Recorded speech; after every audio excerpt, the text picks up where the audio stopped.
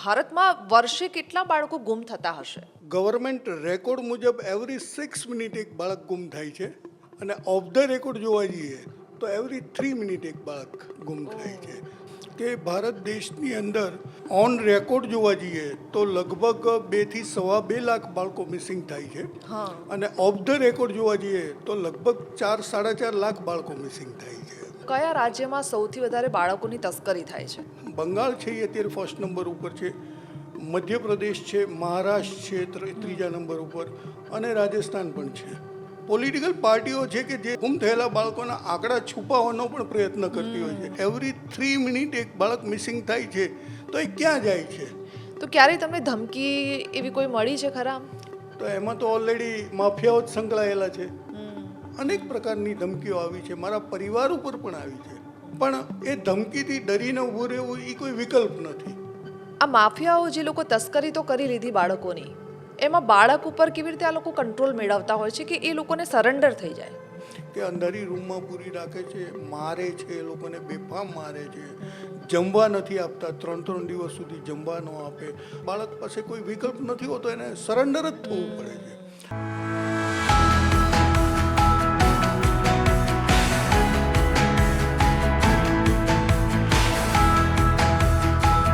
નમસ્કાર, જીએસટીવીના પોડકાસ્ટમાં આપનું સ્વાગત છે ને હું છું હિના. આજે એ મુદ્દાઓ પર ચર્ચા કરવી છે જે ખરેખર આપણા સમાજ માટે, આ દેશ માટે ખૂબ જ ગંભીર વિષય છે અને ગંભીર ગુનો પણ કહી શકાય, અને એ છે બાળ તસ્કરી. બાળકોનું અપહરણ કરવાનું, એ પણ 15થી ઓછી વયના બાળકો કે 12 વર્ષથી ઓછી વયના બાળકો, અપહરણ કરીને અનેક વ્યવસાયમાં ધકેલી દેવાનું અને પછી એ લોકો જોડે મજૂરી કરાવવાની, બીજા દેશમાં વહેંચી દેવાનું. આવા અનેક ગુનામાં એ લોકોને ધકેલી દેવામાં આવે છે અને કદાચ એ આંકડા જ્યારે આપણી સામે આવશે ત્યારે એ આંકડા જોઈને પણ આપણે ચોંકી જઈશું કે ખરેખર આખા વર્ષ દરમિયાન આટલા બધા બાળકો ગુમ થાય છે અને ગુમ થઈને જાય છે ક્યાં? કેમ પોલીસ એ લોકોને શોધી નથી શકતી? પણ અમુક લોકો એવા હોય છે જે ખરેખર આપણે કહીએ ને કે ગ્રાઉન્ડ પરના હીરો કહી શકાય, કે એમની પાસે કોઈ ડિગ્રી નથી, એવો કોઈ વ્યવસાયમાં એ લોકો જોડાયા નથી, પણ છતાં એ આ સેવાનું કાર્ય કરતા હોય છે. અને કેટલાય એવા અસંખ્ય બાળકો છે જેમનું અપહરણ થયું હોય કે પછી એ ગુમ થઈ ગયા હોય, એ જે તે સ્થાન ઉપર તેમને લઈ જવામાં આવ્યા હોય અને એ સ્થાન પરથી પાછા તેમને પોતાના ઘર સુધી પહોંચાડવામાં આવ્યા હોય. અને આવા જ એક ગ્રાઉન્ડ પરના હીરો આપણે કહીએ ને, સંજય જોશી આપણી સાથે છે. સંજયભાઈ, આપનું સ્વાગત છે. બાળ તસ્કરી જે થાય છે એ સૌથી મોટો આપણે કહીએ ને કે ગુનો છે ભારતમાં, પણ એ પ્રકારનું કાર્ય થતું નથી. તમે તો ગ્રાઉન્ડ પર ખૂબ સારી રીતે જાણતા હશો કે કઈ પ્રકારનું કામગીરી થાય છે, બાળકોને જે તસ્કરી થાય છે તમે જોયું પણ હશે, તમે રિસર્ચ પણ કર્યું હશે, અને એ લોકોને ઘર સુધી પાછા લાવવામાં કેટલી મહેનત કરવી પડે છે ને એ પણ તમે કરી છે. પણ ભારતની જો આપણે વાત કરીએ, અને ગુજરાતની તો આપણે પછી વાત કરીશું, પણ સૌથી પહેલાં ભારતની વાત કરીએ કે ભારતમાં વર્ષે કેટલા બાળકો ગુમ થતા હશે? ભારતની જ્યારે આપણે વાત કરીએ છીએ તો એમ કહેવાય છે કે 2 સેક્ટર છે એમાં. બહુ આજે જે આપની સાથે વાત કરી બહુ ક્લિયર વાત કરીશું. ગવર્મેન્ટ રેકોર્ડ મુજબ એવરી 6 મિનિટ એક બાળક ગુમ થાય છે. Every 6 minute. અને ઓફ ધ રેકોર્ડ જોવા જઈએ તો એવરી 3 મિનિટ એક બાળક ગુમ થાય છે. તો આ એક બહુ ગંભીર સમસ્યા છે. વર્ષે એમ કહી શકાય કે ભારત દેશની અંદર ઓન રેકોર્ડ જોવા જઈએ તો લગભગ 2 થી 2.5 લાખ બાળકો મિસિંગ થાય છે અને ઓફ ધ રેકોર્ડ જોવા જઈએ તો લગભગ 4-4.5 લાખ બાળકો મિસિંગ થાય છે. વર્ષે 4.5 લાખ 4-4.5 લાખ બાળકો મિસિંગ થાય. આ તો બહુ મોટો આંકડો છે. બહુ મોટો આંકડો છે. આ ગંભીર વિષયને સમજીને જ હું ગ્રાઉન્ડ ઉપર કામ કરી રહ્યો છું. કેટલા વર્ષથી તમે કામ કરો છો? હું છેલ્લા લગભગ 2012થી આ કામ કરી રહ્યો છું અને એ કામ કરવા પાછળનું પણ મારી પાસે એક જેને એમ કહેવાય કે એક 14 વર્ષની બાળકી જે છે એ આ કામની મારી માટે એમ કહેવાય કે પ્રેરણારૂપ બની ગઈ. પ્રેરણા તો ન કહી શકાય, પણ મારી માટે એ બાળકી બહુ મહત્ત્વની થઈ. 14 વર્ષની એક વિશ્વા પટેલ કરીને બાળકી હતી, એ ગુમ થઈ. એના પેરેન્ટ્સ જ્યારે મારી પાસે આવ્યા ત્યાં સુધી તો હું એક સોશિયલ એક્ટિવિસ્ટ તરીકે ફિલ્ડમાં કામ કરતો હતો, પણ એના એ બાળકીના પેરેન્ટ્સ જ્યારે મારી પાસે આવ્યા અને મને વાત કરી કે મારી 14 વર્ષની બાળકી છે અને આ રીતે મિસિંગ થઈ ગઈ છે, અને ત્યારબાદ એની આખી વાત સાંભળીને એ પેરેન્ટ્સની એકની એક બાળકી હતી, અને એ બાળકીને જ્યારે શોધવા માટે જ્યારે મહેનત કરી ત્યારે ધીરે ધીરે ફિલ્ડમાં આવ્યા, પોલીસ પાસે ગયા, આ બધી એક્ટિવિટી કરી ઘણી. પણ ત્યારે એક વિષય ઘણો સમજમાં આવ્યો કે કદાચ આ વિશ્વા પટેલ એક બાળકી અમદાવાદની આપણી છે, કદાચ અમદાવાદમાં અન્ય ઘણા બાળકો હશે. અને ત્યારબાદ જ્યારે અમદાવાદના મેં એક મીડિયા થ્રુ એક એનાઉન્સમેન્ટ કર્યું અને પ્રેસ કોન્ફરન્સ કરીને કે ભાઈ અમદાવાદમાં કોઈના બાળકો ગુમ થયા હોય તો મને જરા ઇન્ફોર્મ કરો. અને એ જે આંકડો જે છે એ બહુ મોટો ગંભીર આંકડો મારી પાસે આવ્યો, અને એ આંકડો જોયા પછી એમ થયું કે ના ના, આ કામ ખરેખર ગંભીરતા છે. અને અત્યાર સુધી સરકારનું કે લોકોનું, હું માત્ર સરકારની વાત નહીં, સરકાર અને લોકોનું કેમ ધ્યાન નથી એમ, તો આ વિષયને ખરેખર મજબૂત રીતે ઉપાડવાની જરૂર છે. અને ત્યારબાદ મને એક પાછો ફરી એકવાર વિચાર્યો કે અમદાવાદની જો આવડી મોટી સંખ્યા છે તો ગુજરાતના પણ આપણે જોઈ શકીએ કેટલા બાળકો મિસિંગ છે. અને એ પણ મેં એક દિવસ નક્કી કર્યો કે સમગ્ર ગુજરાતમાંથી જેટલા પેરેન્ટ્સો છે એને મેં આહવાન કર્યું કે જેના બાળકો ગુમ થયા છે એ 100 દિવસે અમદાવાદના લો ગાર્ડનમાં એકઠા થાય, અને ત્યારે એમ કહી શકાય કે કોઈ જાડી ચામડીનો માણસ હોય ને એ પણ ત્યાં ઈશ્વરને યાદ કરતો થઈ જાય કે ખરેખર ગંભીરતા છે. આખું લો ગાર્ડન જે છે એ ગુમ થયેલા બાળકોના પેરેન્ટ્સથી ભરેલું હતું. અને મેં એ સમયે માત્ર એટલી જ વાત કરી કે જેનું બાળક ગુમ થયું છે એ પોતાના બાળકનો ફોટોગ્રાફ ઊંચો કરે. તમે લો ગાર્ડનના આખા ગ્રાઉન્ડમાં, ગાર્ડન આખામાં તમે જુઓ, એકલા ચારે બાજુ નજર મારો તો એકલા ફોટોગ્રાફ્સ જ દેખાતા. ત્યાર પછી મેં નક્કી કર્યું કે બસ હવે મારું જીવન સમર્પિત આ કામમાં જ કરવું છે, અને મેં સતત હું ત્યારથી 2012થી આ કામ કરી રહ્યો છું. કેટલા કેસ તમે સોલ્વ કર્યા હશે કે એ બાળકોને ઘર સુધી તમે એમના માતા પિતા સુધી પહોંચાડ્યા હશે?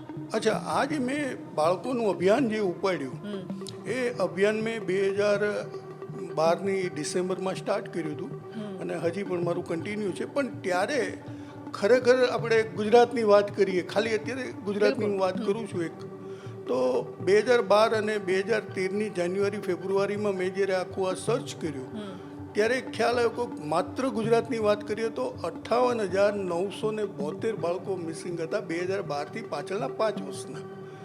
અને આ એક છે એમ કહેવાય કે 5 વર્ષમાં જો આટલા બાળકો ગુમ થતા હોય તો એની ગંભીરતા કેટલી લઈ શકાય એમ, ગજબ ગંભીરતા છે એમ.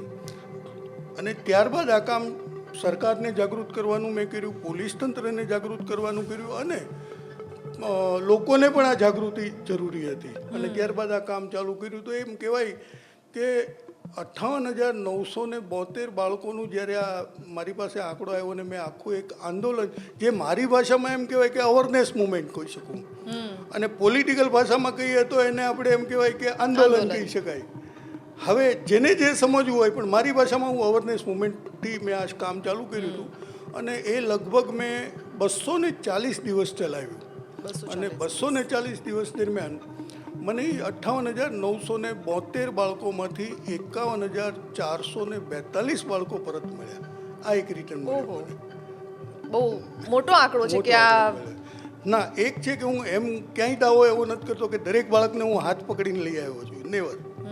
પણ આ જે અવેરનેસ મુવમેન્ટ જે ચાલી, મીડિયા છે, ટીવી મીડિયા છે, ઇલેક્ટ્રોનિક્સ મીડિયા કે પ્રિન્ટ મીડિયા, અને લોકોની અવેરનેસ, પોલીસ તંત્ર પણ જાગ્યું, સરકાર પણ જાગ્યું, એનું આ પરિણામ છે.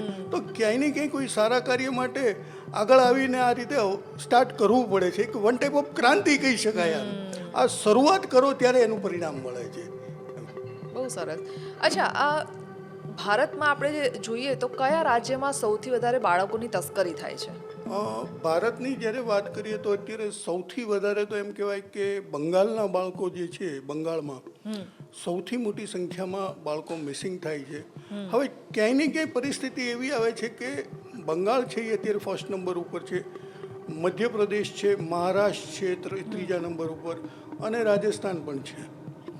તો બંગાળ, મહારાષ્ટ્ર કે મધ્યપ્રદેશ, આ ક્યાંય ને ક્યાંય બાળકોના કેસમાં પરિસ્થિતિ ક્યાંય એવી આવે છે કે પોલિટિકલી થોડી આમાં તકલીફો પડતી હોય છે. આજે બંગાળ જે છે, બંગાળમાં એમ કહેવાય કે ભારત દેશમાં દર 6 બાળકો જે ગુમ થાય છે એમાંથી એક બાળક જે બંગાળનું હોય છે. બંગાળનું છે. હવે જોવા જેવી પરિસ્થિતિ છે, ત્યાં જે કંઈ પોલિટિકલ મતલબ જે કંઈ પાર્ટીની ગવર્મેન્ટ છે, તો ક્યાંય ને ક્યાંય એ પોલિટિકલ પાર્ટીઓ છે કે જે રૂલિંગ પાર્ટીના જે છે એ ગુમ થયેલા બાળકોના આંકડા છુપાવવાનો પણ પ્રયત્ન કરતી હોય છે. એને કારણે લોકો સામે એકચ્યુઅલ પરિસ્થિતિ બહાર નથી આવતી.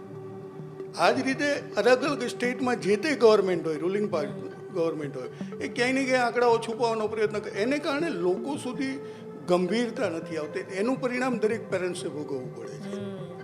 અને એ તો એક માતા પિતા જ સમજી શકે કે એના જ્યારે બાળક ગુમ થતું હોય એનું દર્દ શું હોય દર્દ છે. શું હોય છે. આજે સ્વાભાવિક છે કે કોઈ પણ માણસ કોઈ પણ જગ્યાએ બેઠો હોય છે. આજે એની માની લો કોઈ જોબ કરતો હોય છે કે કોઈ બિઝનેસ ઉપર કોઈ ફેક્ટરી માલિક પણ છે. એમ હવે આજે એના ઘરેથી એમ કે ભાઈ આપણું બાળક હજી સ્કૂલેથી નથી આવ્યું અડધો કલાક, તો એ માણસ ગમે તે કામ પડતું મૂકીને પોતાના બાળક, એટલે જેનું બાળક ગુમ થાય છે એને જ એની વેદના સમજાય છે. બાકી તો કોઈ હજી સુધી કોઈ એમ કહેવાય કે કંઈ એટલી બધી ઇફેક્ટ કરે. અને આ અવેરનેસ લાવવા માટે મેં સમગ્ર દેશમાં 4 વાર પરિક્રમા કરી. સમગ્ર દેશમાં દરેક મોટા શહેરોમાં, ક્લાસ 2 સિટીમાં ગયો, દરેક જગ્યાએ જઈને ખાસ કરીને લોકોને અવેર કરવાનો મેં પ્રયત્ન કર્યો છે. તમને ખ્યાલ હશે કે લગભગ છેલ્લા 5 થી 6 વર્ષથી કે 7-8 વર્ષથી તમને વોટ્સએપ ને એમાં મિસિંગ બાળકોના ફોટા આવતા થયા છે. આ એક મારી અવેરનેસ મુવમેન્ટ હતી. લોકોને જાગૃત કરવાની જરૂર હતી. આજે આપણી પાસે આટલું બધું સોશિયલ મીડિયા છે, બધું જ છે, તો એનો ઉપયોગ ક્યાંય ને ક્યાંય પોઝિટિવલી પણ થવો જોઈએ. અને આ અવેરનેસ ફેલાવવા માટે મેં આ પ્રયત્ન કર્યો અને એનું પરિણામ પણ આજે મળતું જાય છે. અચ્છા, તમે કીધું કે બંગાળમાંથી, ગુજરાતમાંથી, બીજા રાજ્યોમાંથી પણ આવી રીતે ગુમ થાય છે, બાળકોની તસ્કરી થાય છે, તો આ લોકોને ક્યાં લઈ જવામાં આવે છે? કયું નેટવર્ક આ લોકો સાથે કામ કરતું હોય છે? અને કયા વેપારમાં, મતલબ ધંધા વેપારમાં એ લોકોને નાખવામાં આવે છે બાળકોને? અચ્છા, બાળકોના ઉપયોગની જ્યારે વાત કરીએ છીએ તો એક સ્વાભાવિક પહેલી વસ્તુ તો આપને એ કહું કે એક બાળક જે છે એ સામાન્ય રીતે મિનિમમ કહું તો 7 થી 8 લાખ રૂપિયા વેચાય છે. મેક્સિમમ એવા પણ દાખલાઓ જે છે કે એક બાળક 35 થી 40 લાખ રૂપિયામાં પણ વેચાયેલા છે. અને ઇન્ટરનેશનલ માર્કેટની વાત કરીએ તો 40-45 લાખ રૂપિયા બાળકનો રેટ ચાલે છે. તો આ માફિયાઓ જે છે એ બાળ તસ્કરીના ઘણી પ્રકારના ઉપયોગ છે. આજે હું એમ કહું કે બાળકની પરિસ્થિતિમાં એવું છે, કોઈ એમ કહેવાય કે લોકોના ભારત દેશમાં દેશ આઝાદ થયો ત્યારથી અત્યાર સુધી ભારત દેશના લોકોમાં એક એવી મેન્ટાલિટી બેસાડી દેવામાં આવી છે કે બાળકને લઈ જાય છે તો ભીખ મગાવવા માટે લઈ જાય છે, અથવા તો એના બોડી પાર્ટ્સ માટે લઈ જાય છે. પણ ખરેખર બાળકને ભીખ મગાવવાનો કે બોડી પાર્ટ્સનો આમાં કોઈ મુદ્દો જ નથી. મુદ્દો હું તમને એમ કહું કે જ્યાં એક બાળક 7 થી 8 લાખ રૂપિયામાં વેચાતું હોય તો એ બાળકને ભીખ શા માટે મગાવે 4 રસ્તા ઉપર? એનું કલેક્શન કેટલું? 400 થી 500 રૂપિયા. જ્યાં એને 8 લાખ રૂપિયા મળતા હોય તો એ 4 રસ્તા ઉપર એ રિસ્ક સાથે ઊભું રહેવાનું ને કે બાળક ભીખ માગતો હોય તો એનું ધ્યાન રાખવાનું આખો દિવસ, એ ભાગી ન જાય કે પોલીસ પકડે નહીં કે તો એ રિસ્ક લેવા તૈયાર નથી. હા, બાળકને ભીખ મગાવે છે પણ એ જ્યાં સુધી એના ઉપરનો કોઈ ખરીદદાર નથી મળતો ત્યાં સુધી એને ભીખ મગાવે છે. જેવો ખરીદદાર મળ્યો બાળકને વેચી દે છે. તો કહેવાનો મતલબ છે કે બાળકને ભીખ મગાવવાનો મુદ્દો છે એ આમાં નથી. બાળકના બોડી પાર્ટ્સની વાત કરીએ તો બાળકના બોડી પાર્ટ્સની આપણે જ્યારે વાત કરીએ છીએ તો એમ કહેવાય છે મેડિકલ લેંગ્વેજમાં કે 10 લાખ બાળકો જ્યારે જન્મે છે ત્યારે એમાં 100, 150, 200 બાળકો બાય બોર્ન ડિફેક્ટેડ હોય છે. તો બાળકના બોડી પાર્ટ્સ છે એ કોઈ મોટાને કામ લાગવાના નથી. બાળકના બોડી પાર્ટ્સ છે એ બાળકને જ કામ લાગવાના છે. તો એ પણ મુદ્દો નથી. તો ભારત દેશની અંદર એવરી 3 મિનિટ એક બાળક મિસિંગ થાય છે તો એ ક્યાં જાય છે? આ મોટો પ્રશ્ન ઊભો છે. તો ક્યાંય ને ક્યાંય એમ કહેવાય કે આજના સમાજની અંદર એમ કહેવાય કે જે ફ્રન્ટ રોનો જે સમાજ જે છે એના નાના બાળકોને સાચવવા માટે પણ બાળકો વેચાતા લાવે છે. એ પણ એક ગંભીર મુદ્દો છે. એના નાના બાળકોને સાચવવા માટે માર્કેટમાંથી એજન્ટ થ્રુ બાળકો ખરીદી અને એના બાળકોને સાચવવા માટે. બીજી વસ્તુ કે બાળકોની પાસે ડ્રગ્સનું એમ કે સપ્લાય ને એ બધા ઘણા ઉપયોગો છે. આજે બીજી પણ એક વસ્તુ હું તમને કહું, હમણાંની જે વાત છે એ પ્રમાણે આપને કદાચ ખ્યાલ હોય તો 4 કે 5 મહિના જેવું જ થયું છે. આપણે અમદાવાદથી એક રેકેટ પકડાણું કે બાળક એક 8 મહિનાની બાળકી હતી, એને ઉઠાવી ગયા ને એ બાળકી ઔરંગાબાદથી મળી. તો એ વિષય કેવો હતો કે બાળકી જ્યારે ઔરંગાબાદથી મળી અને એના આરોપીઓ જ્યારે મળ્યા ત્યારે 6 આરોપીઓ પકડ્યા, એમાં 2 લેડીઝ હતી. હવે આખી હકીકત એવી હતી કે એ જે લેડીઝ જે હતી બંને એ IVF સેન્ટરમાં કામ કરતી હતી. હવે IVF સેન્ટરમાં જ્યારે કામ કરતી હતી તો એને ખ્યાલ જ છે કે IVF સેન્ટરમાં કોણ કોણ લોકો આવે છે, કોને બાળકની જરૂરિયાત છે, એ આખી વસ્તુ એને ખબર. હવે એ લેડીઝોએ આખું મહારાષ્ટ્ર, રાજસ્થાન, MPનું આખું નેટવર્ક બનાવ્યું હતું IVF સેન્ટરનું. એટલે બાળક, ગુજરાતનું બાળક લઈ અને એને ખ્યાલ છે કે મહારાષ્ટ્રમાં કોને જરૂરિયાત છે, તો એ બાળક લગભગ એમ કહેવાય કે 14 લાખ રૂપિયામાં વેચાણ થયેલું હતું. તો આ પણ પ્રકારની એક છે કે જેને બાળકો નથી એ પણ દત્તક લેવાની જે વાત છે એની બદલે વેચાતા લેવાની વાત શરૂ થાય છે અહીંયા. ત્રીજી વસ્તુ એમ કહી શકાય કે બાળકને જે છે એમ કહેવાય કે અલગ અલગ આજે ડ્રગ્સ છે એ તો મેં વાત કરી કે દારૂના ઘણા ગુનાહિત પ્રવૃત્તિઓમાં એનો ઉપયોગ થાય છે. અને આઉટ ઓફ ઇન્ડિયા જ્યારે બાળકો વેચાય છે તો આજે પણ એવું એમ કહી શકાય કે હમણાંની જે લેટેસ્ટ એમાં સિસ્ટમ આવી છે બાળકોનો શું ઉપયોગ છે, તો બાળકોની જે ચામડી હોય છે, કૂણી ચામડી હોય છે, તો આજે એવી મેડિકલ લેંગ્વેજ પ્રમાણે એમ જોઈએ છે આઉટ ઓફ ઇન્ડિયામાં એવા પણ પરિસ્થિતિ ઊભી થાય કે બાળકને મારી પણ નાખે છે ને એની ચામડી જે છે એ કાઢી અને ટ્રાન્સપ્લાન્ટ કરે છે. આ ઘણી સિસ્ટમોમાં બાળકોનો ઉપયોગ થાય ત્યારે આપણને એમ થાય કે આ એક ક્રૂરતાની હદ વટી ગઈ છે બાળક માટે. એટલે કેટલા વર્ષથી કેટલા વર્ષ સુધીના બાળકોની તસ્કરી થતી હશે? તમે જેમ અત્યારે નાના બાળકોની વાત કરી, એટલે જે જન્મે છે એ બાળકોને ઇન્ટરનેશનલી રીતે વેચી દેવામાં આવે છે. બાળકની તસ્કરી 3 પ્રકારની છે.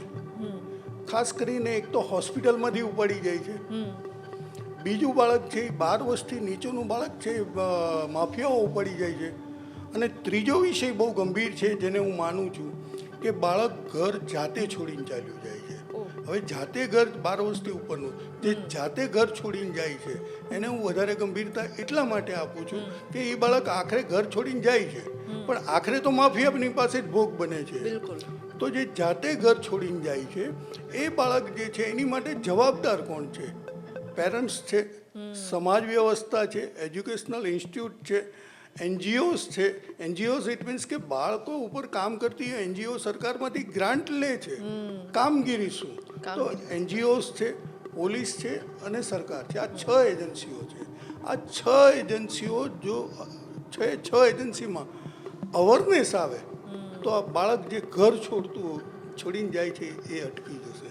હવે બીજી વસ્તુ એમ કે 12 વર્ષથી નીચેનું બાળક જે માફિયાઓ ઉઠાવી જાય છે તો એને તો એક વસ્તુ એમ છે કે બાળક આપણે કોને કહીએ છીએ? જેનામાં સમજદારી નથી, સમજણ શક્તિ નથી, એને આપણે બાળક કહીએ છીએ. જ્યારે માફિયાઓનું પ્રોફેશન છે તે એ કોમ્બિનેશન તે એ રીતે થાય છે કે બાળકને સમજદારી નથી, માફિયાઓ જે છે એનું પ્રોફેશન, એટલે એ બાળક ઉઠાવી જાય છે.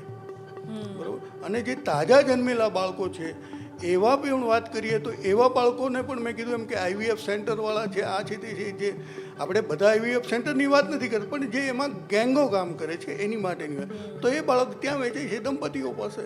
તો બાળકના ઘણા ઉપયોગો છે. ઘણી પરિસ્થિતિઓમાંથી બાળકને એક ગંભીર વિષય એ રીતે કહી શકાય કે આ મારી માટે એક કાયમ આમ ગુંજતો પ્રશ્ન છે કે આ બાળકો માટે કોઈ ગંભીર અને સિરિયસતા કેમ નહીં, ઇન્ક્લુડિંગ સરકાર પણ બાળકો માટેનું એટલું બધું વિચારતી નથી કે આ ગુમ થયેલા બાળકો જે છે એનું શું. એવરી 3 મિનિટ જ્યારે એક બાળક ગુમ થાય છે એની પાછળ આપણા દેશમાં હજી સુધી બાળ તસ્કરીમાં પકડાયેલા માફિયા કેટલા?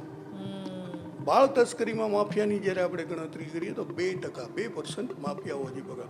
હવે 2% માફિયાઓ જ્યારે પકડાયેલા છે તો એની મેક્સિમમ સજા શું છે? 7 વર્ષની. મેક્સિમમ સજા 7 વર્ષની. તો આવાને તો ફાંસી દેવી જોઈએ. કોઈનું ઘર ઉજેડી નાખે છે, આવાને ફાંસી દેવી જોઈએ. હવે એ જે 2% છે એમાંથી સજાને પાત્ર કેટલા થયા? તો કે 1%. તો આ કાયદો ક્યાંય ને ક્યાંય મજબૂત કરવાની જરૂર છે. આ સિસ્ટમ, આખી મિકેનિઝમ સિસ્ટમ મજબૂત કરવાની છે.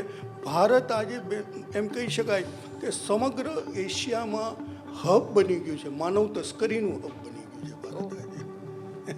એટલા માટે કહી શકું છું કે કે હમણાં જ મારી પાસે જે આંકડાઓ આવ્યા તો એમાં એમ કહી શકાય કે દિલ્હીની અંદર 1 જાન્યુઆરી 2025થી 8 મહિના સુધીનો જે રેકોર્ડ ઓન પોલીસ રેકોર્ડ છે, હું આધાર પુરાવા સાથે કહી શકું છું, તો 8 મહિનામાં 8,000 લોકો મિસિંગ થયા છે.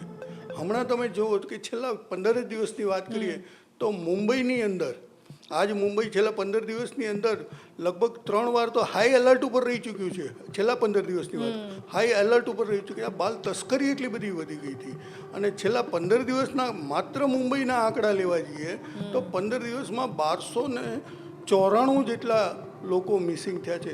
તો માનવ તસ્કરીનું હબ બનતું જાય છે. સરકારે ખરેખર આમાં ગંભીરતા અને સિરિયસતા લેવાની છે. સાચી વાત છે, કારણ કે આ આંકડો ખરેખર બહુ મોટો છે અને કે જો 8 મહિનામાં 8,000. એની ઉપર ધ્યાન નહીં આપે તો કાલ એવો પણ સમય આવીને ઊભો રહેશે કે તમારા ઘરમાંથી આ માણસ લઈને વયો જશે, તમે કશું નહીં કરી શકો. જ્યાં કાયદાનું રક્ષણ નહીં મળે, જ્યાં પોલીસનો ડર નહીં બને, જ્યાં સરકારની બીક નહીં હોય, ત્યાં પરિસ્થિતિ આવીને ઊભી રહી જશે કે તમારા ઘરમાંથી આવા માણસ લઈ જશે એ લોકો. અચ્છા સંજયભાઈ, એવા કોઈ કેસ ખરા કે પોલીસની મદદ વગર તમે એ કેસ સોલ્વ કર્યા હોય ને બાળકની તસ્કરી થઈ હોય ને તમે બાળકને લઈને માતા પિતા સુધી પહોંચાડ્યું હોય? ઘણા કેસ છે એવા તો. અચ્છા, કોઈ ઇન્ટરેસ્ટિંગ એવો કેસ હોય જે? ઇન્ટરેસ્ટિંગ કેસમાં આપને એક વાત કરું કે અમદાવાદનું એક બાળક જે હતું, કાલુપુર પોલીસ સ્ટેશનમાં એની ફરિયાદ હતી અને લગભગ એ બાળક 8-9 મહિનાથી મિસિંગ હતું અને એ બાળકનું લોકેશન લગભગ 14 વર્ષનો છોકરો હતો એ, અને એ બાળકનું લોકેશન મને મુંબઈમાં મળ્યું. અચ્છા.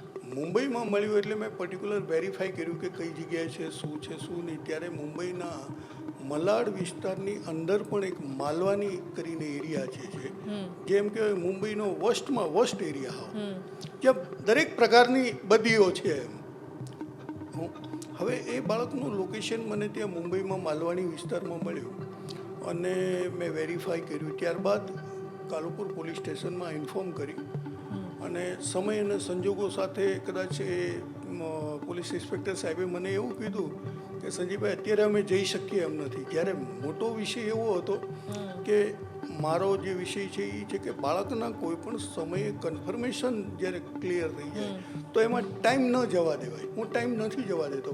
બાય એર વયો જાઉં, બાય ટ્રેન વયો જાઉં, બાય કાર વયો જાઉં, કોઈ પણ સંજોગોમાં હું સમય નથી જવા દેતો જરાય.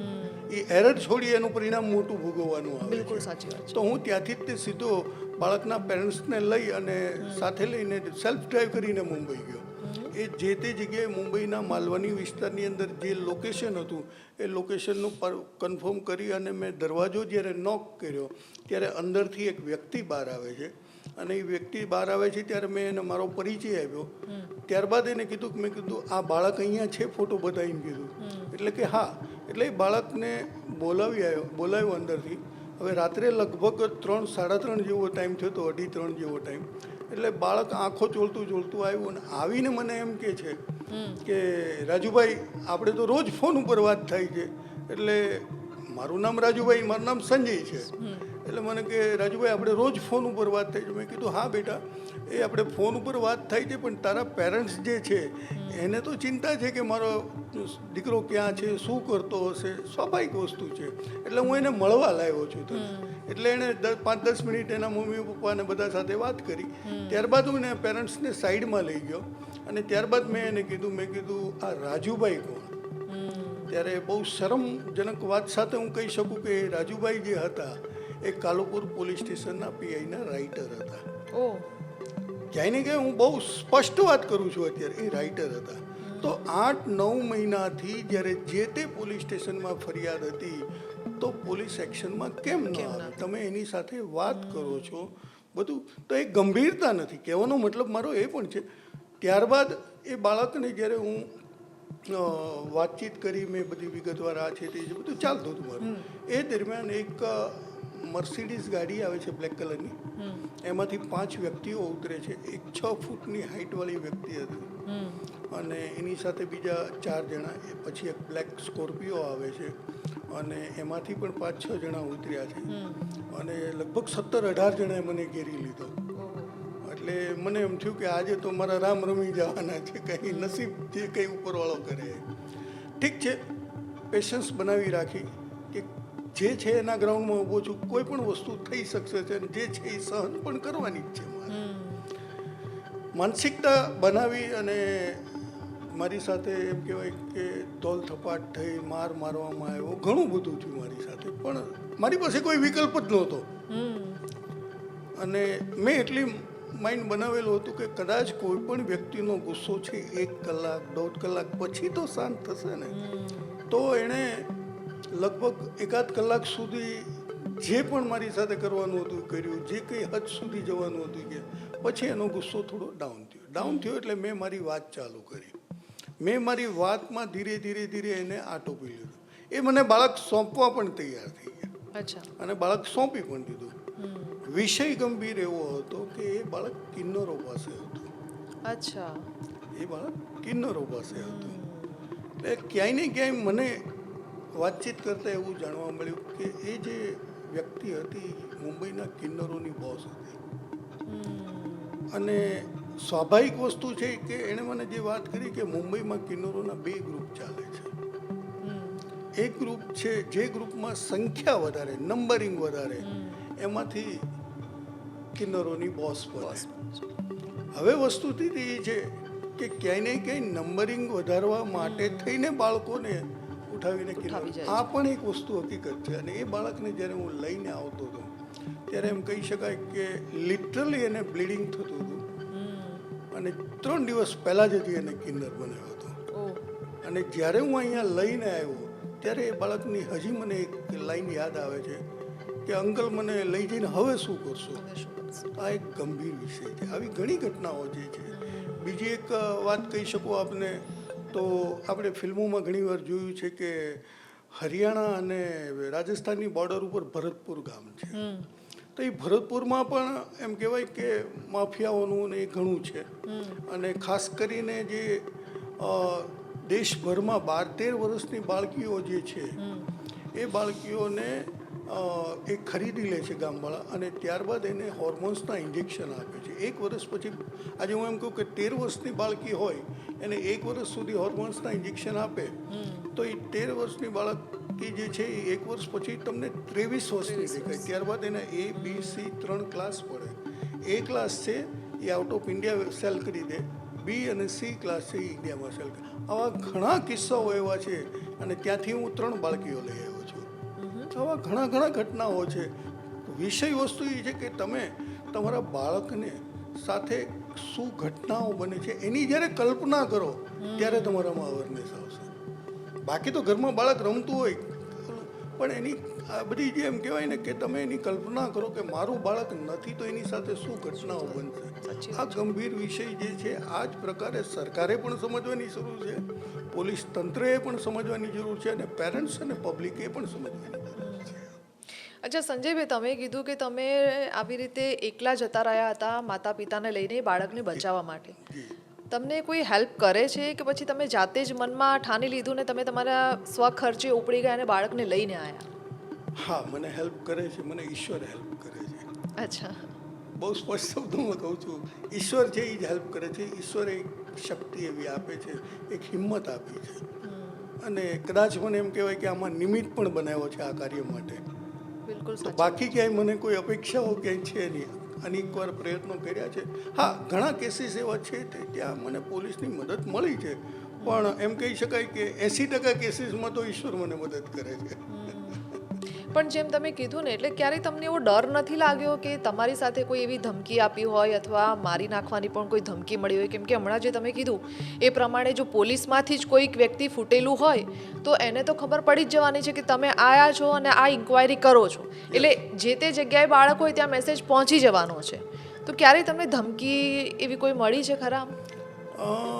એક વસ્તુ બહુ સ્પષ્ટ છે કે બાળકોની જે હ્યુમન ટ્રાફિકિંગ એટલે કે માફિયાગીરી જે છે, તો એમાં તો ઓલરેડી માફિયાઓ જ સંકળાયેલા છે.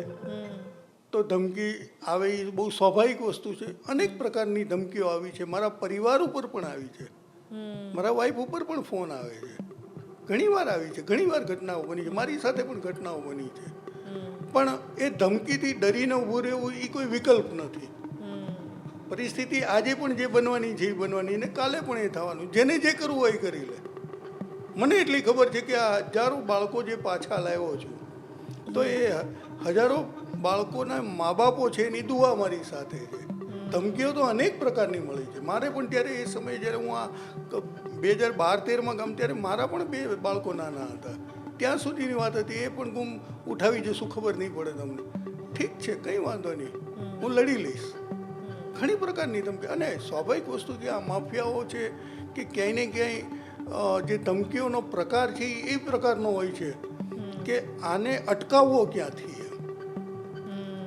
આને અટકાવો. પણ દુઃખની વાત એ છે કે આવી ધમકીઓમાં સરકાર તરફથી મને કોઈથી સંરક્ષણ નથી મળ્યું.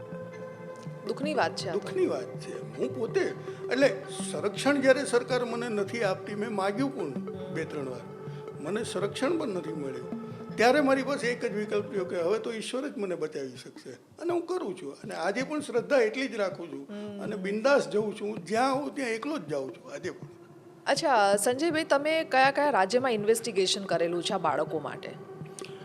મેં હમણાં આપને કીધું એમ કે સમગ્ર દેશમાં હું 4 વાર પરિક્રમા કરી ચૂક્યો છું. એટલે કે દરેક રાજ્યની અંદર હું ફર્યો છું. ખાસ કરીને ગર્લ ચાઇલ્ડની વાત કરું તો મહારાષ્ટ્ર અને મધ્યપ્રદેશની ગર્લ ચાઇલ્ડનું અત્યારે 1st 2nd નંબર ઉપર છે. બંગાળમાં પણ પરિસ્થિતિ ગંભીર તો છે જ. પરિસ્થિતિ ગંભીર છે અને એ આખો એક રૂટ બનેલો છે. બંગાળ જે છે ત્યાંથી આખો રૂટ બનેલો છે કે ત્યાંથી હરિયાણા છે, પંજાબ છે, દિલ્હી છે, એ આખો એક રૂટ બનેલો, તસ્કરીનો રૂટ જેને કહી શકાય. હવે બંગાળમાંથી જે છોકરીઓ મિસિંગ થાય છે, બાળકીઓ મિસિંગ થાય છે, એ ક્યાંય ને ક્યાંય આ રૂટ ઉપર જાય છે. બીજો રૂટ બંગાળનો જે છે એ મહારાષ્ટ્ર બાજુ છે. હવે મહારાષ્ટ્રની જે છોકરીઓ છે એને એ સાઈડ આગળ મોકલી દેતા હોય છે. વાત કરું જ્યારે ગુજરાતની બાળકીઓ માટેની વાત છે તો સમગ્ર દેશની અંદર બહુ ગંભીરતા લેવા જેવી વાત છે, ગુજરાતીઓ માટે ખાસ, અને ગુજરાત સરકારે પણ ખાસ. સમગ્ર દેશમાં ગુજરાતી બાળકીઓ જે છે એની એમ કહેવાય કે તસ્કરી બાદ જે એની વેચાણ કિંમત જે છે એ સૌથી ઊંચી છે. કારણ એનું શું? તો ગુજરાતી છોકરીઓ જે છે, બાળકીઓ જે છે, ગુજરાતી છોકરીઓ જે છે એ કોઈપણ રાજ્યની કોઈપણ ભાષા આરામથી સમજી શકે છે, આરામથી બોલી શકે છે, એટલો એનો પાવર સારો છે. એટલે ગુજરાતી બાળકી જે છે એને ખાસ કરીને કોઈપણ રાજ્યના કોઈપણ ઓલામાં મોકલો છો તો એ ત્યાંની ભાષા તરત શીખી જાય છે અને ત્યાં મેચ્યોર પણ થઈ જાય એકદમ. તમને ખ્યાલ ના આવે, 2-5 વર્ષ પછી ખ્યાલ ના આવે ગુજરાતી છે કે. તો એ બાળકીઓની ડિમાન્ડ વધારે છે. એટલે ગુજરાતમાં પણ આ વસ્તુની ગંભીરતા લેવાની જરૂર છે. હવે સ્વાભાવિક છે કે હરિયાણાની વાત કરીએ આપણે. આજે તમે રાજ્યોની જ્યારે વાત કરો છો એટલે એ સબ્જેક્ટ ઉપર જાઓ. હરિયાણાની વાત કરીએ તો હરિયાણાની પરિસ્થિતિ આજે એવી છે કે સમગ્ર હરિયાણામાં એમ કહેવાય કે ગર્લ ચાઇલ્ડ રેશિયો જે છે એ બહુ ઓછો છે. એટલે સ્વાભાવિક છે કે ત્યાં છોકરાઓ માટે બહારથી જ છોકરીઓ લાવવી પડે છે. હવે હરિયાણામાં જે છે એમ કહેવાય કે ગુજરાતી છોકરીઓ સૌથી વધારે સેલિંગ થાય છે. આજે હરિયાણાની જે હરિયાણવી ભાષા છે એ તામિલનાડુની કે કન્નડની છોકરીઓ છે એ નથી ચાલતી ત્યાં. તો આ ક્યાંય ને ક્યાંય જે તે રાજ્યોની જેમ કે બોય ચાઇલ્ડ અને ગર્લ ચાઇલ્ડનો રેશિયો છે એની ઉપર પણ ડિપેન્ડ કરે છે. તો પોલીસે આ ઇન્વેસ્ટિગેશન કરી એ આ પ્રકારનું ડેપ્થમાં ઇન્વેસ્ટિગેશન કરી અને ગુજરાતની કે કોઈ પણ છોકરીઓ ક્યાંથી ક્યાં જાય છે એ આખો તાળો મળી શકે, દેશી ભાષામાં કહીએ તો એ હિસાબ મળી શકે તો એની પરથી ટ્રેસ પણ જલ્દી થઈ શકે છે. અને બીજી વસ્તુ એમ કહું કે હમણાં જેમ આપણે દરેક રાજ્યોની વાત કરી તો ક્યાંય ને ક્યાંય એમ કહેવાય કે એવરી 3 મિનિટ જ્યારે એક બાળક મિસિંગ થાય છે તો એમાંથી 50% જ ઓન પેપર આવે છે. તો બીજા બાળકોનું શું? હવે આજે બીજા બાળકોનું શું છે એ તો સીધા ઓફ ધ રેકોર્ડ બહાર વયા જાય છે. તો ત્યારે બોર્ડર જે છે એ શું કરે છે? આ ઘણા વિષયો સાથે. તો આની માટે એમ કહેવાય કે સરકારે ક્યાંય ને ક્યાંય એવું મિકેનિઝમ, એવી સિસ્ટમ ઊભી કરવાની જરૂર છે. આજે હું તમને એમ કહું કે 2012માં જ્યારે મેં આ મુવમેન્ટ સ્ટાર્ટ કરી, અવેરનેસ મુવમેન્ટ ચાલુ કરી, ત્યાં સુધી દુઃખની વાત એ કહેવાય કે ભારત દેશ આઝાદ થયો ત્યારથી 2012 સુધી, 2013ની જાન્યુઆરી સુધી દેશની અંદર મિસિંગ થવું એટલે કે ગુમ થવો એ કોઈ ગુનો નહોતો. એટલે કે તમારું બાળક જ્યારે ગુમ થયું હોય તો એની પોલીસના ઓલામાં એફઆઈઆર ન બને, જે વસ્તુનો ગુનો નથી એની એફઆઈઆર કઈ રીતે બની શકે? તો એ એફઆઈઆર નહોતી બનતી 2013ની જાન્યુઆરી સુધી. હું 2013ની જાન્યુઆરીમાં સુપ્રીમ કોર્ટમાં ગયો. એક 28 વર્ષ જૂની મિસિંગની જે એક ફરિયાદ હતી એને મેં ક્લબ કરી અને વિધિન 1 મંથ જે છે, 1 મહિનાની અંદર હું સુપ્રીમમાંથી ઓર્ડર લઈને આવ્યો કે હવે પછી સમગ્ર દેશની અંદર આઈપીસી 363 મુજબ એફઆઈઆર બનશે. આ મારું સૌથી મોટું એચિવમેન્ટ. એમ કહેવાય કે લાખો મા બાપોને ન્યાય મળતો થયો. અને એ જ્યારે એમ કહેવાય કે એફઆઈઆર બનતી થઈ ત્યારે આ આંકડાઓ બહાર આવવા માંડ્યા કે દેશમાં બાળ તસ્કરીનું પ્રમાણ ક્યાં છે. પણ એ જે આંકડાઓ તો બહાર આવે છે, પણ હજી જે ગંભીરતા આવવી જોઈએ એ ગંભીરતા નથી. અચ્છા, આ ગંભીરતા લોકો ધ્યાને લે માટે તમે ક્યાં ક્યાં રજૂઆત કરી છે? આ ગંભીરતા ધ્યાને લેવા માટે મેં રાજ્ય સરકારોને પણ રજૂઆત કરી છે, કેન્દ્ર સરકારોને પણ રજૂઆત કરી છે, ઘણીવાર રજૂઆત કરી છે. પણ હજી જે મને જ સંતોષ થાય એ રીતની અથવા તો લોકોને સંતોષ મળે એ પ્રકારની હજી ગંભીરતા આવી નથી.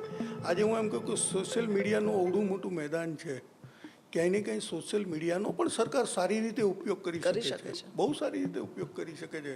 દુઃખની વાત એમ કહેવાય કે 2012-13 સુધી મિસિંગ ચિલ્ડ્રનની કોઈ વેબસાઇટ પણ નહોતી, નેશનલ પોર્ટલ નહોતું કે જ્યાં કોઈનું બાળક ગુમ થયું હોય તો એ બાળક કદાચ માણસ વેબસાઇટ ઉપર જઈને પણ શોધી શકે. આખા દેશમાં પહેલી વેબસાઇટ બનાવનારું, પહેલી વેબસાઇટ મેં બનાવી. અને 2012-13માં જ્યારે મનમોહનસિંહ વડાપ્રધાન હતા એ જ્યારે મને મળ્યા અને મેં એમની પાસે આ જ રજૂઆત કરી હતી કે આપણી સૌથી મોટી કરુણતા તો એ છે કે કોઈ પણનું બાળક ગુમ થયું છે એને શોધવું ક્યાં? તો ક્યાંય ને ક્યાંય વેબસાઇટ પણ એ પ્રકારની હોવી જોઈએ કે જે બાળકો મળ્યા છે એના પણ ફોટો હોય, જે ગુમ થયા એના પણ ફોટો હોય.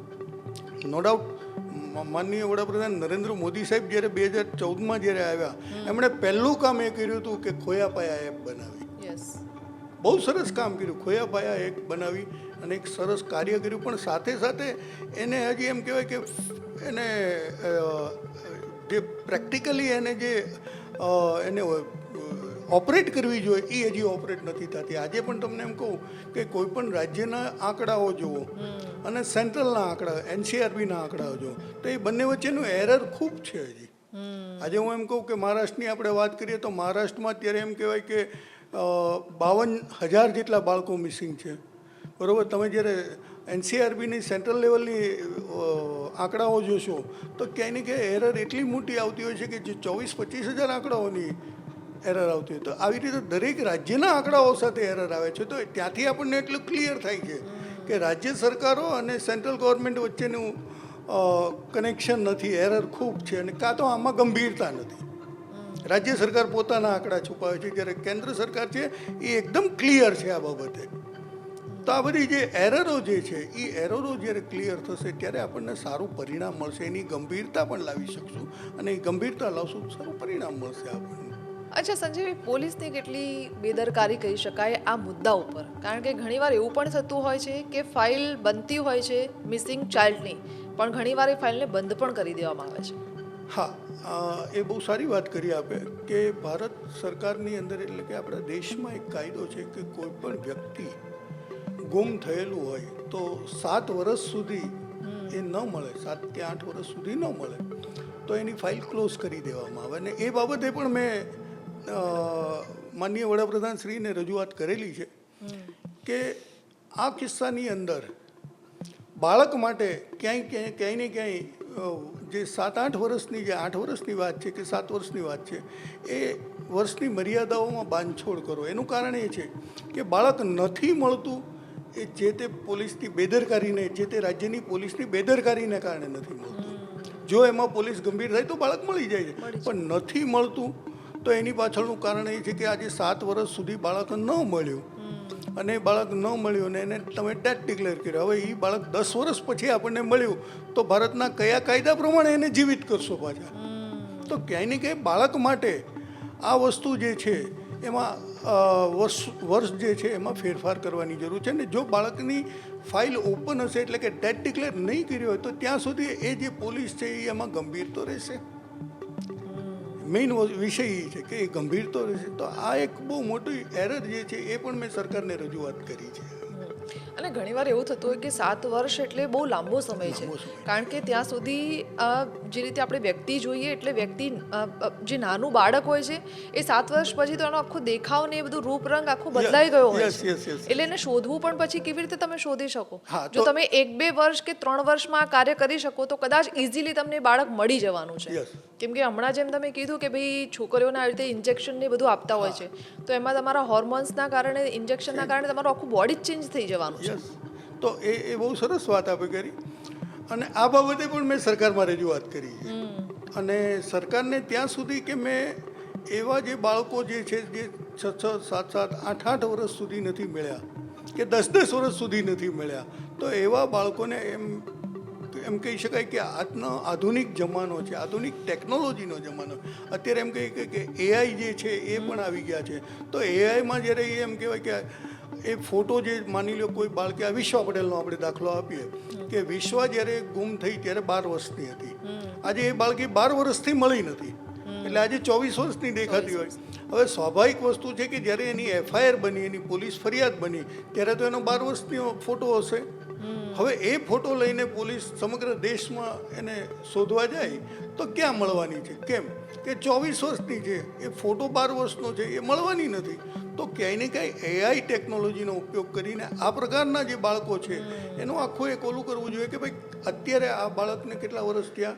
8 વર્ષથી મિસિંગ છે. અત્યારે હાલ સંજોગોમાં આ બાળક કેટલું લાગતું હશે? તો આ પ્રકારનો એનો ફેસ હશે. તો એ પ્રકારની ડેવલપમેન્ટ કરી, એ પ્રકારની ટેકનોલોજીનો ઉપયોગ કરે તો હું એવું માનું છું કે સારામાં સારું પરિણામ મળશે. ને આ પ્રકારની ટેકનોલોજીનો ઉપયોગ કરીને સરકાર સુધી પણ મેં પહોંચાડ્યું છે કે આ પ્રકારનો ટેકનોલોજી થઈ શકે, જે પુરાવા સાથે આપ્યું કે આ ટેકનોલોજી તેને પરિણામ પણ સારું મળી છે. તો ક્યાંય ને ક્યાંય ટેકનોલોજીનો અભાવ છે, અથવા તો એ બાબતે કામ કરવાની મનસા જે કહેવાય એ ઓછી પડે છે. આ આટલો ડિફરન્ટ છે. તો ખરેખર આમાં માનવીય અભિગમ અપનાવવાની જરૂર છે. આમાં પ્રોફેશનાલિટી જોવાની જરૂર નથી કે એટલી ફરિયાદો છે ને ચલો આ નથી મળતું ને. માનવીય અભિગમ જરૂરી છે, ત્યારે જ આ કામ દિલથી કરી શકાય છે. અને ત્યારે જ એમ કહેવાય કે મા બાપને એમ કહેવાય કે કોઈ પણ મા બાપ છે મંદિર મસ્જિદને માથા ટેકીને મન્નતનું બાળક હોય છે, અને એ બાળક જ્યારે ગુમ થઈ જાય એની વેદના એ મા બાપ સમજી શકે છે. આ જ વેદનાઓ સમજવાની જરૂર છે.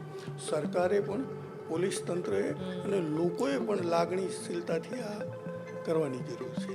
અચ્છા, તમે હમણાં એમ કીધું હતું કે માતા પિતાના કારણે પણ અમુક બાળકો જે 12 વર્ષનાથી ઉપર હોય છે એમની જાતે જ જતા રહેતા હોય છે. તો એનું રીઝન શું હોઈ શકે? ને આવા જો કિસ્સા બનતા હોય તો એક માતા પિતાએ ખરેખર શું ધ્યાન રાખવું જોઈએ કે એમનું બાળક ઘર છોડીને ન જાય? યસ, બહુ સરસ વાત કરી તમે કે આપણી ગુજરાતીમાં એક કહેવત છે, ધરતીનો છેડો ઘર. હવે ધરતીનો છેડો ઘર જેને આપણે કહીએ છીએ, તો એ બાળક એ ઘર શા માટે છોડે? એ બાળક એ ઘર શા માટે છોડે? ક્યાંય ને ક્યાંય એ બાળક એક બહુ એમ કહેવાય કે બાળકની એજ, મારા જે અનુભવો છે, હું જેટલા બાળકો પાછા લાવ્યો છું, જેટલા બાળકો મળ્યા છે, એની સાથે મેં 1-to-1 કાઉન્સિલિંગ કરેલું છે. દરેક બાળક સાથે 1-to-1 કાઉન્સિલિંગ કરેલું છે મેં. અને એમાંથી મહત્ત્વના મુદ્દાઓ મેં બહાર કાઢ્યા છે કે બાળક કયા સંજોગોમાં ઘર છોડે છે. તો ક્યાંય ને ક્યાંય એમ કહી શકાય કે મેં ઘણા એવા બાળકો જોયા છે કે 13 થી 14 વર્ષની આસપાસ, 12 થી 15 વર્ષ કે 12 થી 14 વર્ષનું બાળક એમ કહેવાય કે એટલું બધું નિર્ણાયક હોય છે કે જે નિર્ણય શક્તિ મારામાં ન હોય ને એની કરતાં પાવરફુલ નિર્ણય, ડિસિઝન પાવર એની પાસે છે. એ એકવાર બાળક ડિસિઝન લઈ લે પછી ચેન્જ નથી, ચાહે એની ઉપર ગમે તેટલી યાતનાઓમાંથી પસાર થાય પણ એ ડિસિઝન ચેન્જ નથી કરતો. એટલું ડિસિઝન પાવર હોય છે.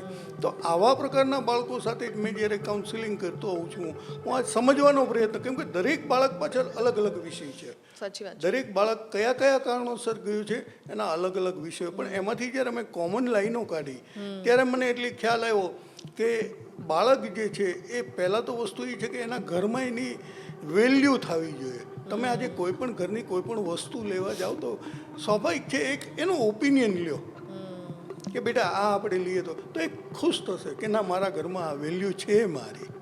બીજી વસ્તુ એ છે કે પેરેન્ટ્સ ઓલવેઝ ઇગોઇસ્ટ હોય છે. આજે હું એમ કહેતો કે મારા પેરેન્ટ્સોએ મારી ઉપર જે ઠાસીને સંસ્કાર ભર્યા છે, કલ્ચરના સંસ્કાર આપ્યા છે, યા પારિવારિક જે રીતે ચાલ્યું આવતું હોય, હવે પરિસ્થિતિ એ થાય છે કે પેરેન્ટ્સ જે ઈગો મેં કીધું એમ કે એ અપેક્ષા એવી રાખતો હોય કે આ જ સંસ્કાર હું મારા બાળકને આપું. નો ડાઉટ આપવા જ જોઈએ, કલ્ચર આધારિત હોય, સંસ્કારીઓ આપવા જોઈએ, પણ આજના સમયના બાળકને પણ સમજવાની જરૂર છે કે આજના સમયના બાળકને આ હાયર ટેકનોલોજીની દુનિયામાં આ બાળકને હું આ રીતે સંસ્કાર આપીશ તો એ બાળક પ્રેશરમાં આવી જાય છે. બાળકને પહેલાં સમજવાની જરૂર છે. સાચી વાત. તો બાળક પ્રેશરમાં આવી જાય છે, પછી અવારનવાર આ વસ્તુ રિપીટ થાય છે ત્યારે બાળક એક ડિસિઝન ઉપર આવે છે. આજે હું એમ કહું કે એક ઘરની જે મેઇન એન્ટ્રન્સ હોય એ એક દરવાજા પૂરતું જ ડિફરન્ટ હોય છે. બાળક જ્યારે ઘરની બહાર જાય છે ત્યારે એકદમ ફ્રીડમ અનુભવે છે, અને એ જ બાળક જ્યારે ઘરમાં પાછું આવતું હોય છે ત્યારે પ્રેશર સાથે આવતું હોય તો ફરી પાછી રૂટીનમાં એને ગટ્સમાં મારે જવાનું છે, એને પ્રેશરમાં મારે જીવવાનું છે. આ એક માનસિકતા બનતી જાય છે. એટલે બાળકને તમે સંસ્કાર આપો, કલ્ચરની આધારિત સંસ્કાર આપો, જે કંઈ છે, પણ એને ટોર્ચરિંગ કરીને ન આપો. એને એક જ વસ્તુ આજના સમય પ્રમાણે સમજાવવાની જરૂર છે કે બેટા આ સારું કહેવાય ને આ ખરાબ કહેવાય. આ બે જ વસ્તુ સમજાવવાની છે કે બેટા તું આ સ્ટેપ લઈશ તો એ ખરાબ છે અને આ સ્ટેપ લઈશ તો સારું છે. અત્યારે બાળક એટલું જ સમજવા માગે છે. તમે ઇતિહાસ એને સમજાવવા જશો તો એ સમજવા નથી માગતો, કેમ કે એ તમારથી અત્યારે ઘણું આગળ છે. ખ્યાલ આવ્યો તમને? તો પરિસ્થિતિ આ છે. આજે હું એમ કહું કે પેરેન્ટ્સ આજે હું છું તો મારે ડૉક્ટર બનવું હતું, મારે એન્જિનિયર બનવું હતું, આ મારા ખ્વાબ હતા. ક્યાંય ને ક્યાંય સમય અને સંજોગો પ્રમાણે યા તો મારી એફિશિયન્સી નહોતી અથવા તો મારા પરિવારની પરિસ્થિતિ સારી નહોતી. એ કારણે હું એન્જિનિયર પણ ન બની શક્યો અને ડૉક્ટર પણ ન બની શક્યો. હવે પરિસ્થિતિ, મારા જે વિચારો છે, મારા ખ્વાબો છે એ પૂરા નથી થવાના, મરીશ ત્યાં સુધી પૂરા નહીં થાય, તો એ એમને જ રહે. હવે પરિસ્થિતિ એ થાય છે કે એ જે મારા સ્વપ્નાઓ જે છે એ હું મારા બાળક ઉપર પ્રેશર કરીશ. હું મારા બાળકને સારામાં સારી સ્કૂલમાં 5 લાખ 8 લાખની ફીસ ભરીને બાળકને ત્યાં દાખલ કરીશ, એના ટ્યુશન્સ રાખીશ, આ છે. પણ એ જ બાળકનું જ્યારે રિઝલ્ટ આવે છે ત્યારે રિઝલ્ટ જો ઓછું વધતું આવ્યું તો મારા સપનાઓ તૂટતા મને દેખાય છે ત્યારે હું બાળક ઉપર પ્રેશર ખૂબ રાડો નાખીશ કે તારી પાછળ આટલા ખર્ચા કરું છું. તો પેરેન્ટ્સે સમજવાની જરૂર છે કે મારા સ્વપ્નાઓ પૂરા કરવાનું મશીન નથી, કે મારું કોઈ ઇન્વેસ્ટમેન્ટનું મશીન નથી. આ બાળકને તમે સમજતા તો શીખો. દરેક પેરેન્ટ્સે પોતાના બાળક માટે રોજ 1 કલાક એક ફ્રેન્ડની જેમ રહેવાની જરૂર છે. આજે પેરેન્ટ્સ પાસે ટાઈમ જ નથી, એ ટાઈમ જ નથી. પેરેન્ટ્સે ખરેખર આ વસ્તુ સમજવાની છે. તો એ બાળક કોઈ દિવસ ઘર નહીં છોડે. બાળકને તમે જ્યાં સુધી સમજશો નહીં તો એ આપણે બાળક કોને કહીએ છીએ? જેનામાં સમજણ શક્તિ નથી એને બાળક કહીએ છીએ. આપણે ઘણીવાર બેઠા હોઈએ છીએ ને આપણે એમ કહેતા હોઈએ છીએ આવડો મોટો થયો પણ બાળક બુદ્ધિનો છે, સમજણ શક્તિ નથી. તો બાળક આપણે એને કહીએ તો એને સમજવાની, એનામાં સમજણ શક્તિ આપણે તો એના એટલે થોડુંક અટેન્શનની જરૂર હોય છે બાળકને, થોડા પ્રેમ અને થોડા લાગણીની જરૂર હોય છે. એટલે કદાચ જો આ વસ્તુ માતા પિતા સમજશે તો બાળક કદાચ ઘર છોડીને નહીં જાય. કારણ કે જ્યારે તમે કીધું કે ઘર છોડીને જાય છે એટલે આફ્ટર ઓલ એ લોકો માફિયાની અંડરમાં જ આવી જતા હોય છે. છેલ્લે એ જાહેર પ્લેટફોર્મ ઉપર જવાના, એસટી સ્ટેન્ડે જશે, રેલવે સ્ટેશન જશે, આખરે એ માફિયાના હાથમાં આવવાના છે. ત્યાં એની લાઈફ પૂરી થઈ જાય છે. પછી એનો આખો રૂટ ચેન્જ થઈ જાય છે. પણ એક વસ્તુ બહુ ટ્રાન્સપરન્ટલી કહું છું કે જે બાળક જાતે ઘર છોડીને ગયું છે એના પેરેન્ટ્સો જ્યારે મારી પાસે આવે છે ને મને જ્યારે બાળક મળે છે ને ત્યારે સાચી હકીકત ખબર પડે છે. બહુ ખુલીને વાત કરું છું. પેરેન્ટ્સ કોઈ દિવસ સાચી હકીકત તો મને કહેતા જ નથી, બાળક મળે ત્યારે મને સાચી હતી. તો ક્યાંય ને ક્યાંય આ વસ્તુ જે છે એ પણ એક એરર છે. પેરેન્ટ્સે પણ સાચી વસ્તુ સ્વીકારવી જોઈએ કે મારી ભૂલને કારણે મારા બાળકે ઘર છોડ્યું. તો એ પણ સમજવાની જરૂર છે. અને માત્ર બાળક પાછું લાવી અને ઘરને સોંપવું એવું મારો સબ્જેક્ટ નથી. બાળક પાછું આવ્યા પછી 1 વર્ષ સુધી મારે એને હેન્ડલ કરવું પડે છે. અચ્છા. કારણ કે જે બાળકે ઘર છોડેલું છે એના ઘરમાં એનું પેરેન્ટ્સ સાથેનું ટ્યુનિંગ નથી, માટે ઘર છોડ્યું છે. તો એ ટ્યુનિંગ પહેલાં સેટ કરવાનું છે. એટલે પછી પણ તમે સંપર્કમાં રહો છો? આ સંપર્કમાં મારે રહેવું પડે છે. અને ઘણીવાર એવા કિસ્સાઓ બને છે કે 6 મહિના 8 મહિના થયા હોય, ક્યાંક પેરેન્ટ્સનો ફોન આવે, સંજીવભાઈ પાછું આણે તોફાન ચાલુ કર્યા છે, એટલે પાછું બાળકને સમજાવવા જવું. તો ક્યાંય ને ક્યાંય આ બંને વચ્ચેની પેરેન્ટ્સ અને બાળક વચ્ચેની એરર જે છે એ જ બાળકને ઘર છોડાવે છે. તો બંને વચ્ચેની એરર કાઢવાનું પણ કામ મારું છે 1 વર્ષ સુધી. એને એજ્યુકેશન પણ પાછું છે, કેમ કે જ્યારે ઘર છોડ્યું એટલે સ્કૂલ પણ છૂટી ગઈ હોય તો એ સ્કૂલોમાં જઈને પણ રિક્વેસ્ટ કરીને બાળકને પાછું દાખલ કરવું પડે છે. તો ઘણા કામ સાથે સંકળાયેલો છું હું. અચ્છા સંજયભાઈ, તમે કીધું કે આ બાળકોની તસ્કરી થાય છે દિલ્હી, મુંબઈ, હરિયાણા, બંગાળ, Yes. ગુજરાતમાં પણ ઘણા લોકો બાળકોની તસ્કરી કરે છે.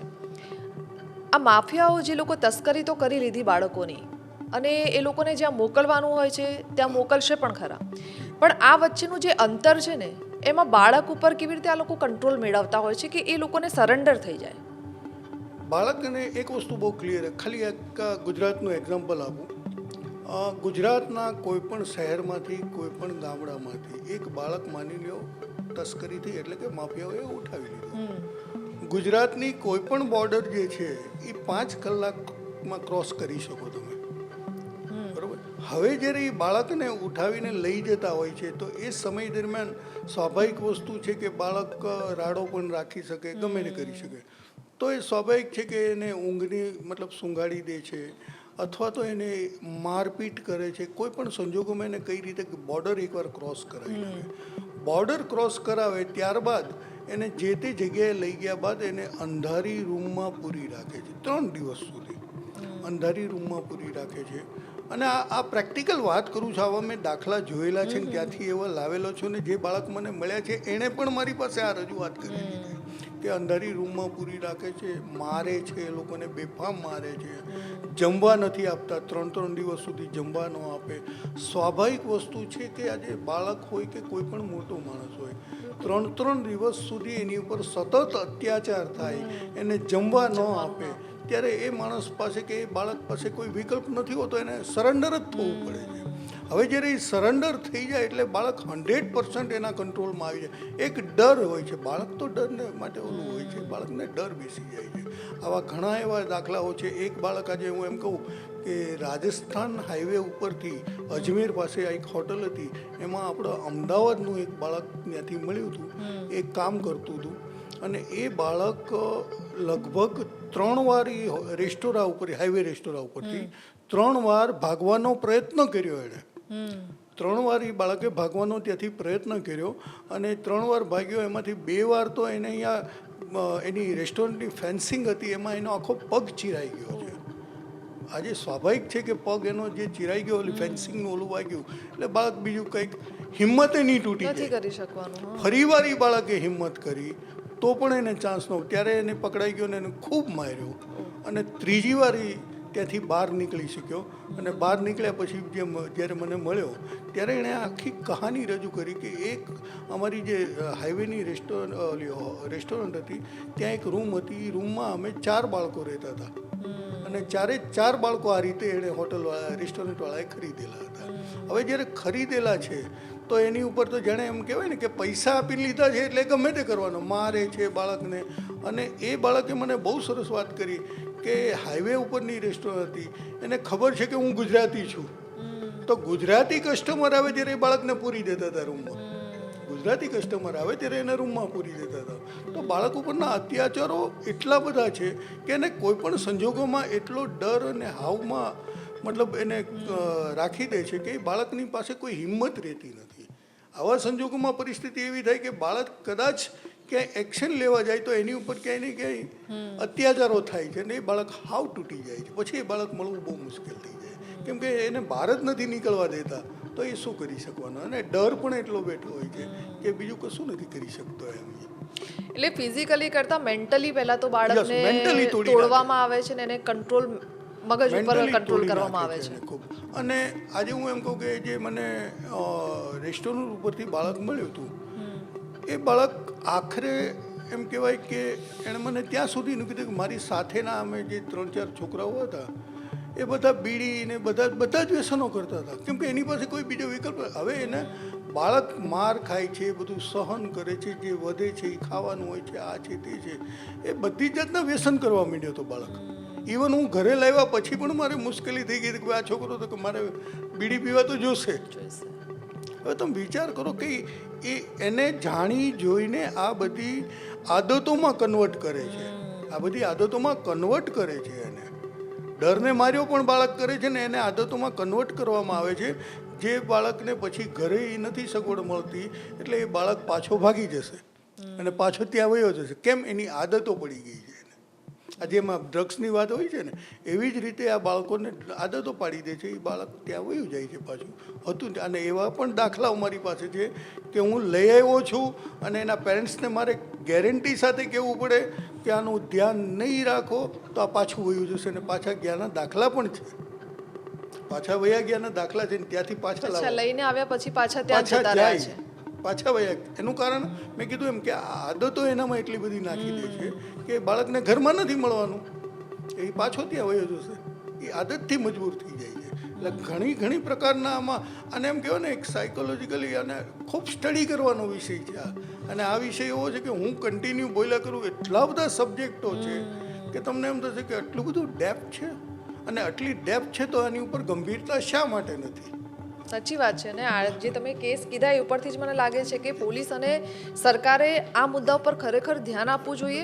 અચ્છા, આના ઉપર કોઈ સેલ સરકારે બનાવેલો છે, કોઈ એવી ટીમ બનાવેલી છે કે જે પર્ટિક્યુલર આના ઉપર કામ કરતી હોય? સમગ્ર દેશમાં અને દરેક રાજ્યોમાં મેં જ્યારે ગુજરાતમાં આ અવેરનેસ મુવમેન્ટ ચાલુ કરી, મારી સૌથી મોટી ડિમાન્ડ એ જ હતી સરકાર પાસે. મારે કોઈ સરકાર સાથે કંઈ દુશ્મની તો હતી નહીં, નથી મારે કોઈ પોલિટિકલી ઓલું કે હું સરકાર સાથે ઓલું કરું, અને ન કોઈ મારા પોલિટિકલ પાર્ટીને મેં મારા સપોર્ટમાં આવવા દીધી, કેમ કે મારે કામ કરવું છે. આની ઉપર કોઈના બાળક ઉપર પોલિટિક્સ થોડું રમવાનું છે, આ કોઈનું બાળક છે, એની ઉપર રાજનીતિ કરવાની જ નહીં. તો આવનાર જે પોલિટિકલ પાર્ટીઓ હતી એને પણ મને સ્પષ્ટ ના પાડી હતી કે આ બાળકો ઉપર રાજનીતિ હું નહીં કરવા દઉં તમને. તો બાળક ઉપર રાજનીતિ નથી કરવાની. મારી રજૂઆત એટલી જ હતી સરકાર પાસે કે જેમ ક્રાઇમ બ્રાન્ચ છે, પીસીબી છે, અન્ય બધી બ્રાન્ચો જે છે એવી રીતે એક મિસિંગ સેલ પણ હોવો જોઈએ. અને નો ડાઉટ નરેન્દ્ર મોદી સરકાર જ્યારે સીએમ અહીંયા હતા એમણે મારી જે ડિમાન્ડ હતી એ પ્રમાણે કર્યું. 5 ઝોનમાં 5 સેલ બનાવ્યા, અને એ સેલમાં જે તે પ્રકારની મેં નિમણૂકની માગણી કરી હતી, નિમણૂક પણ થઈ, અને આજે કામ પણ સારું થાય છે. આજે હું એમ કહું કે 2012-13માં ગુજરાત ઇન્ડિયામાં પહેલા નંબર ઉપર હતું, આજે ગુજરાત 7મા નંબર ઉપર છે. અને આજે સારામાં સારું કરે. હમણાં 3 દિવસ પહેલાં જ સુરતના એક પીઆઈ હતા, એમણે 1 વર્ષમાં 280 બાળકો પાછા લઈ આવ્યા. ગર્વની વાત છે, કામ થાય છે, સારું કાર્ય થાય છે. અમદાવાદમાં પણ ઘણા એવા કિસ્સાઓ છે કે સારું કાર્ય થાય છે. તો ક્યાંય ને ક્યાંય સરકારની જાગૃતતા ધીરે ધીરે આવી છે, પણ હવે જે ગંભીરતા આવવી જોઈએ એ નથી આવી. જે મિકેનિઝમ પ્રોપર વેથી કામ કરવું જોઈએ એ નથી થયું. હા, એક લેવલે, અધિકારી લેવલે, પોલિટિકલ લેવલે સમજદારી આવી છે આ વિષયમાં, એને ગંભીરતા લીધી છે અધિકારીઓ, સિનિયર અધિકારીઓ લેવલે, પણ જે ગ્રાઉન્ડ ઉપર કામ થવું જોઈએ એ હજી સિરિયસતાથી નથી થતું. પણ આશા રાખીએ છીએ તમારા જેવા બીજા કેટલા પણ વ્યક્તિઓ હશે કે જે ખરેખર એ લોકો ઊંઘતા હશે ને તમે એ લોકોને ઝડપશો ને તમે એ લોકોને ઢંઢોળીને કામ કરાવશો. મારી એક સૌથી મોટી ફરિયાદ જે છે, અને જે મને એમ કાયમ માટે એ વસ્તુ છે કે ગર્લ ચાઇલ્ડ જે કે જે એમ કે ભારત માતા છે, ભારત દેશને પણ આપણે માતા કહીએ છીએ. બિલકુલ સાચી. દરેક દીકરીઓ છે, દરેક લેડીને આપણે એક શક્તિ તરીકે પૂજીએ છીએ, અને એ છોકરીઓ જ્યારે આ ગુમ થાય છે તો સરકાર ખરેખર ગંભીર થવાની જરૂર છે. આજે બંગાળની વાત કરીએ તો બંગાળમાંથી તો સૌથી વધારે આ કિસ્સાઓ આવે છે. અને બંગાળની જ્યારે હું એમ કહું કે કેન્દ્ર સરકાર જુદી છે, કેન્દ્રમાં બીજી ગવર્મેન્ટ છે, બંગાળમાં બી, આ તમારું પોલિટિકલ જે કંઈ ચાલે છે, પણ ન્યાય દીકરીઓને મળવો જોઈએ. બંગાળની પરિસ્થિતિ બહુ, હા, બંગાળથી આગળ બોર્ડર પણ આવેલી છે, ત્યાં પણ પાસ થાય છે. તો આ ખરેખર ગંભીર વિષય છે. અંદર ઉતરીને આનો વિરોધ થવો જોઈએ. આજે તમે જુઓ કોઈ પણ રાજ્યમાં કાંઈ છે ને એઝ ઇટ ઇઝ ચાલે છે. આજે આપણે ચર્ચા કરીએ છીએ ત્યારે તમારી સામે આ આંકડાઓ બહાર આવે છે, બાકી આમ પ્રજાની અંદર, આમ પબ્લિકની અંદર કશું જ નથી આની ઇફેક્ટ. જ્યારે જે માણસ ઉપર વીતશે, જેના ઘરમાં આ પરિસ્થિતિ આવશે, એને જ આ વસ્તુનો ખ્યાલ આવે. તો આ પરિસ્થિતિ ન આવે એ માટે ને લોકોએ પણ જાગૃત રહેવું પડશે, પોલીસ તંત્રએ પણ જાગૃત રહેવું પડશે, અને સરકારે પણ જાગૃત. સાચી વાત છે, બિલકુલ. સંજયભાઈ અમારી સાથે જોડાયા અને આજના વિષય ઉપર ચર્ચા કરી અને ખૂબ સારી તમે માહિતી આપી, કારણ કે આ વિષય ખૂબ જ ગંભીર છે અને આના ઉપર ધ્યાન લેવા જેવું છે. કારણ કે તમે જે વાત કરી એ પછી અમને પણ ખ્યાલ આવ્યું કે ખરેખર આટલો મોટો આંકડો સામે આવ્યો છે મિસિંગ ચાઇલ્ડનો એવરી 3 મિનિટ. હા, અને લોકો આમ પબ્લિકમાં તો કદાચ આ વસ્તુને, આ મુદ્દાની વિશે એટલી જાગૃતતા હશે જ નહીં કે આટલો મોટો આંકડો છે. ગુજરાત છે, મહારાષ્ટ્ર છે, કે પછી હૈદરાબાદ છે, મુંબઈ છે, દિલ્હી છે, આ બધેથી જ આટલા બધા મોટા આંકડામાં ચાઇલ્ડ મિસિંગ થઈ રહ્યા છે જી. અને ખરેખર ધ્યાન આપવા જેવું છે. થેન્ક યુ સો મચ અમારી સાથે જોડાવા બદલ. તો જેમ સંજયભાઈએ વાત કરી કે ખરેખર ભારતમાં આ મુદ્દા ઉપર ખૂબ ધ્યાન આપવાની જરૂર છે. એમણે વાત કરી કે નાની બાળકીઓ જે મિસ થાય છે. આપણો દેશ, ભારત એ દેશ છે કે જ્યાં નદીઓને પણ માતા માનવામાં આવે છે, ભારતને માતા માનવામાં આવે છે. અહીંની જે નાની બાળકીઓ હોય છે ને એનામાં આપણે દેવીનું સ્વરૂપ જોઈએ છે. એ બાળકીઓના પગ ધોઈએ છે, એમને આપણે પૂજીએ પણ છે જ્યારે વાર તહેવાર નવરાત્રિ આવે તે સમયે પણ જ્યારે એ બાળક મિસિંગ થાય છે ત્યારે શું આપણે કરીએ છીએ? એટલે ભારતની આ કમનસીબી છે કે જેને આપણે માતા માનીએ છીએ ને એ બાળકીઓ, એ નદીઓ પણ પ્રદૂષિત છે, બાળકીઓ પણ સુરક્ષિત નથી. અને ખરેખર આ દેશમાં જે મિસિંગ ચાઇલ્ડનો આ જે મુદ્દો છે ને એ ઉપર ખરેખર વર્ક કરવા જેવું છે. કારણ કે જે સમાજ સેવક છે ને એ તો સ્વખર્ચે અને પોતાની મહેનતથી એ બાળકીઓને કે જે બાળકો છે તેમને પણ જે અપહરણ થઈ ગયેલા છે તે લોકોને પોતાના ઘર સુધી પહોંચાડવાનું કામ કરે છે. પણ આ દેશમાં પોલીસે પોતાની જવાબદારી માનવી પડશે અને સરકારે પણ આ દેશ માટે આ મુદ્દા ઉપર ધ્યાન આપીને કાર્ય કરવું પડશે.